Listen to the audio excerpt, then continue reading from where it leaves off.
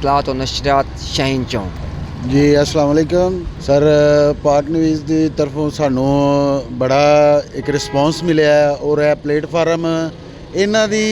कावश दे नाल ही शायद ये कि ठीक हो जाए कि असी इस चीज़ नू बड़े अरसे तो 2-3 साल तो असी इस चीज़ नू दुकानां वालियां नू कॉलेज वालियां नू फिर उस तो बाद नाल पंप वाले ने ठीक है खड्डे की वजह तो बहुत ज़्यादा बंदे इत्थे गिरदे भी ने उन्हां दियां चीज़ां जिहड़ियां ने वो खराब होंदियां ने। कई ऐसे गरीब हज़रात ने जिन्हां ने अपना के उस समान जिहड़ा हुंदा है ब्याह शादी का जहेज़ का समान वो इत्थे डिग्गिया खराब होया वो किहदी वजह तो गौरमेंट की वजह तो। गौरमेंट नूं चाहीदा है सर इस चीज़ नूं जल्द अज जल्द कंप्लीट करना चाहिए और ये एक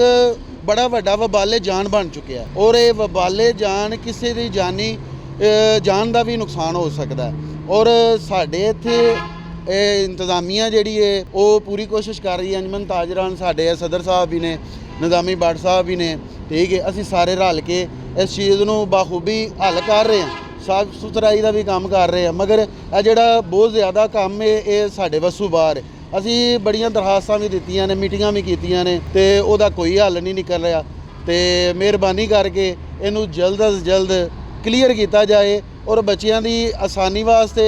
तुहाडा फर्ज है सर ये तुहाडा फर्ज है कि इस चीज़ नूं हल किया जाए और जल्द अज जल्द नाले की सफाई की जाए रोड नूं दोबारा क्लीन किया जाए यदि मुरम्मत ना की जाए नवा बनाया जाए क्योंकि ये मुरम्मत करनगे फिर वो दोबारा ही इनू ये मिट्टी पा के उत्ते